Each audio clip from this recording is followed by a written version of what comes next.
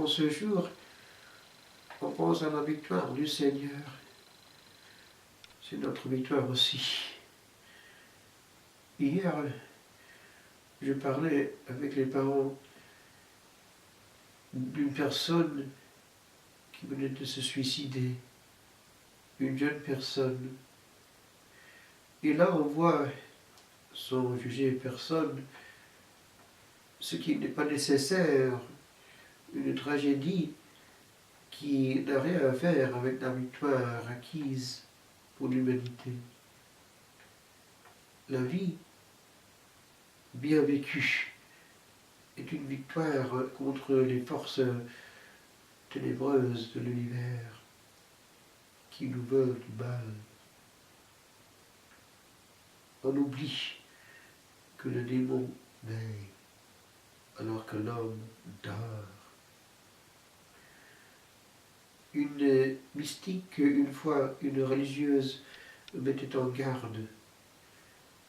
Elle me disait de la part du Seigneur d'être prudent car l'ennemi ne dort pas.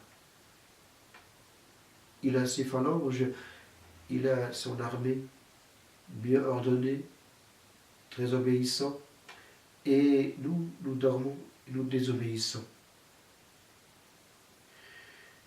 Je pensais ce matin à une autre armée, une armée très obéissante, celle-ci. Les victimes du Sacré-Cœur que vers le début de mon sacerdoce j'avais connu. Là, ce sont des victimes qui se sacrifient, des lampes qui brûlent, qui se consument dans l'amour. Pas loin, à cette époque-là, au moins, de là où tant d'âmes sont consumées sur la Sainte-Île de Lérins. Là, Saint Patrice aussi est passé, la lampe a brûlé. La foi et la vie monastique sont transmises d'une génération, d'une culture à l'autre. Saint Jean Cassien était là et a transmis la spiritualité orientale. La vie monastique a ceci en commun qu'elle penche vers l'absolu. Et je me suis avoir senti ceci à la trappe, le père Lucien qui était prieur me disait une fois, l'absolu est un caractère dans la trappe. Et c'est ça qui attire. Et on voit maintenant comme les maisons qui ont maintenu cet absolu attirent encore. Je pense à Séphon. Je pense à Faucombeau. Là où le Seigneur est adoré, honoré, il honore l'humanité et lui-même pense aux vocations qui ne sont pas programmables comme le pensons nous. Un jour, j'ai entendu qu'une des religieuses du Sacré-Cœur mourait. Et ému, j'ai écrit ceci.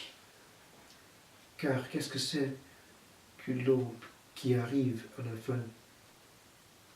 Elle ne brûlera plus pour l'humanité ici, mais elle s'allume pour l'éternité devant le trône de l'agneau, pour lequel elle s'est consumée totalement pour le sacrifice pour eux physique, psychique et surtout amoureux.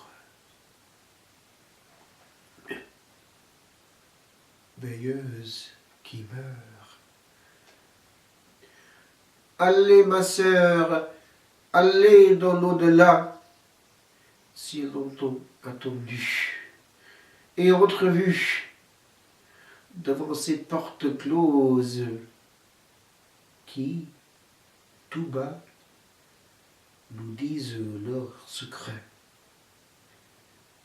Car il a plu à l'hôte de l'autel, où tant d'amour a été répandu, te voilez bien l'horreur qui nous guette. Car le jour qui pointe à l'horizon, ce point de rien, cette heure, cet atome fait de temps, contient les continents d'éternité. Où, lui, le demain de ce long printemps, qu'ici, ma sœur, vous avez sacrifié. Là où vous giserez,